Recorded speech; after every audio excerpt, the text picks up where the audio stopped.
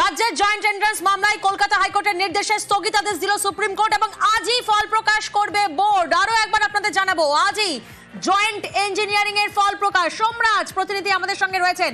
সোমরাজ, কখন কিভাবে পরীক্ষার্থীরা তাদের ফল দেখতে পাবেন?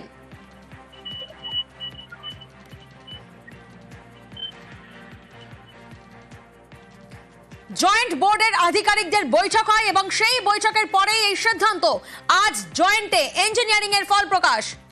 সোমরাজ প্রতিনিধি আমাদের সঙ্গে রয়েছেন। সোমরাজ, বড় খবর, স্বস্তির খবর পরীক্ষার্থীদের জন্য। পরীক্ষার্থীরা তারা কখন কিভাবে তাদের ফলাফল দেখতে পাবেন?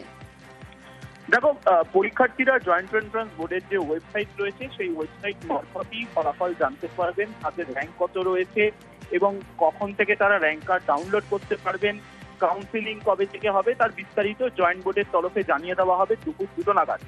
আজ দুপুর 2টোর সময় অর্থাৎ কিছুক্ষণের মধ্যেই জয়েন্ট এন্ট্রান্স বোর্ড ইঞ্জিনিয়ারিং এর ফল প্রকাশ করে দেবে। প্রথম 10তম স্থান পর্যন্ত মেধা তালিকাও ঘোষণা করা হবে জয়েন্ট এন্ট্রান্স বোর্ডের তরফে।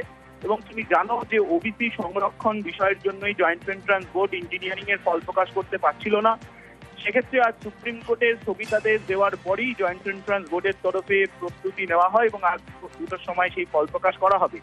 যখন ফল প্রকাশ করবে জয়েন্ট এন্ট্রান্স বোর্ড সেই সময় জানিয়ে দেওয়া হবে পরীক্ষার্থীদের যে তারা কোন ওয়েবসাইট থেকে ডাউনলোড করতে পারবেন র্যাঙ্ক কার্ড, তারা কিভাবে জানতে পারবেন ফলাফল, তার বিস্তারিত দুপুর 2টো নাগাদই জানিয়ে দেওয়া হবে জয়েন্ট বোর্ডের তরফে।